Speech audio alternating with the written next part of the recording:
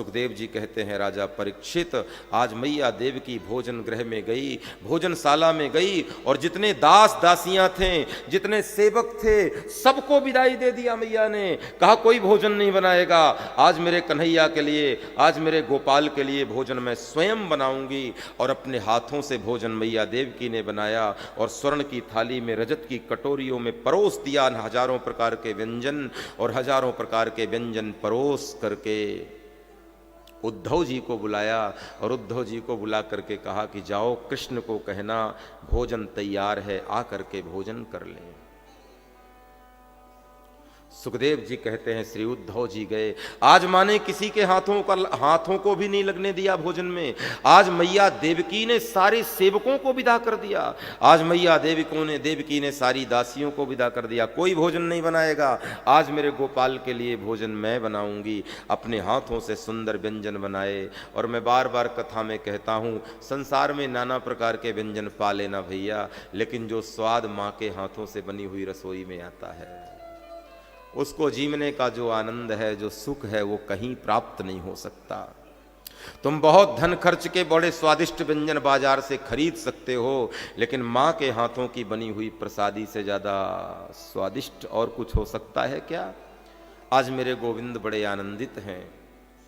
मैया देवकी ने भोजन तैयार किया और उद्धव जी को कहा जा करके कृष्ण को कहना कि भोजन तैयार है, आ जाए। और उद्धव जी गए हैं, भगवान को कहते हैं प्रभु चलिए नैवेद्य तैयार हो गया है। मैया देवकी ने अपने हाथों से रात भर जाग करके भोजन बनाया है, किसी दास दासी और सेवक सेविकाओं का हाथ नहीं लगा। चलिए प्रसाद तैयार है। मथुराधिपति अपने सिंहासन से उठे हैं, कांधे का पीतांबर ठीक से संभाला है, मुकुट को ठीक से संभाला है। और मैया देवकी की भोजनशाला में श्री कृष्ण गए। देखा तो सोने की थाली में, रजत की कटोरियों में हजारों प्रकार के व्यंजन लगे हुए हैं। और जैसे ही भगवान श्री कृष्ण भोजन के पात्र के सन्मुख बैठे और भोजन के पात्र सन्मुख बैठकर हाथों में ब्रह्मार्पणम के लिए जल लिया है, एक क्षण नेत्र बंद किया और हाथों का जल छोड़ करके भोजन के पात्र को प्रणाम कर श्री कृष्ण खड़े हो गए। और जैसे ही भगवान श्री कृष्ण खड़े हो गए, मैया देवकी को बड़ा धक्का लगा कि मैंने इतने प्रेम से भोजन बनाया, मैंने इतने उत्साह से भोजन बनाया, और गोविंद ने भोजन क्यों नहीं किया, भोजन के पात्र से क्यों खड़े हो गए। और महलों की तरफ देखा भगवान ने और दौड़ करके गए और दौड़ करके जाकर बिछौने में लेट गए। और गोकुल की ओर खुलने वाली खिड़कियों को मेरे गोविंद ने खोला और पीताम्बर से अपने आंसू पोंछते हुए भगवान श्री कृष्ण गोकुल की याद करने लगे। मैया देवकी को बड़ा धक्का लगा कि मैंने रात भर जाग करके भोजन बनाया और गोविंद ने मेरे भोजन को ठुकरा दिया। उद्धव के पास गई मैया देवकी और मैया देवकी ने कहा उद्धव एक बात बताओ, हम मथुरा वासियों से कोई भूल हो रही है क्या? कृष्ण की सेवा में कोई गलती हो रही है क्या? मैंने रात्रि भर जाग करके भोजन बनाया, हजारों प्रकार के व्यंजन बनाए, लेकिन आज गोविंद ने भोजन नहीं किया, भोजन की थाली को छोड़ करके चला गया। तुम जाओ ना, तुम तो मित्र हो, सखा हो, जरा पूछो हमसे कोई भूल हो रही है क्या? और दौड़कर श्री उद्धव जी गए और जैसे उद्धव जी को आते देखा भगवान ने और श्री उद्धव जी आए, सुखदेव जी कहते हैं राजा परीक्षित उसी समय भगवान ने अपने आंसुओं को पोंछ लिया। मानो श्री कृष्ण कहते हैं आप यदि रो रहे हैं, आप करुण हैं, आपकी आंखों में अश्रु आ रहे हैं, तो किसी को दिखाने की चेष्टा न करिएगा। विरह में नहीं, ये प्रेमाश्रु बह रहे हैं। कृष्ण ने सोचा उद्धव जी आए हैं, मेरे रुदन का ढिंढोरा पीट देंगे कि मथुराधिपति रो रहे हैं, इसलिए पीतांबर से अपने आंसू पोंछे भगवान ने और आंसुओं को पोंछ करके गोविंद थोड़े सजग हो गए। एक बात कहूं, 3 चीजों का उपहास कभी मत उड़ाना।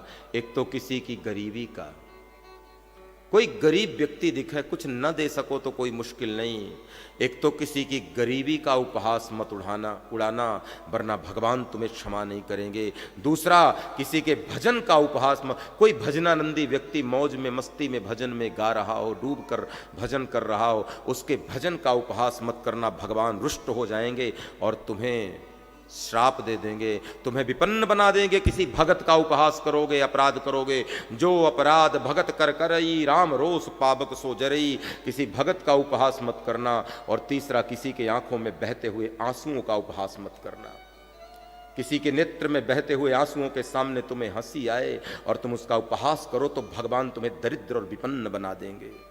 इसलिए किसी की करुणा का, किसी की आंखों में बहते हुए आंसुओं का उपहास मत करना।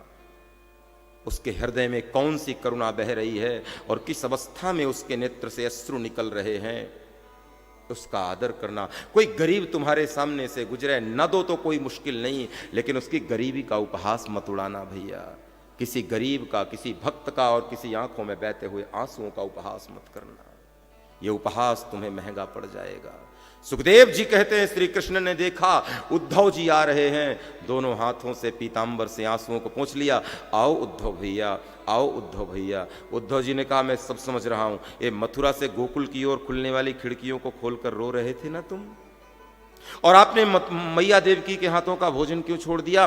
कितने प्रेम से रात्रि भर जाग करके उनने भोजन बनाया था, क्यों छोड़ दिया है आपने भोजन? ये सुना तो श्री कृष्ण की आंखों में अश्रु आ गए। उद्धव, जा करके मैया देवकी को कह दो, आज के बाद उनका गोपाल, आज के बाद उनका कन्हैया भोजन कभी नहीं त्यागेगा। क्यों? बस एक प्रार्थना करना मैया देवकी से।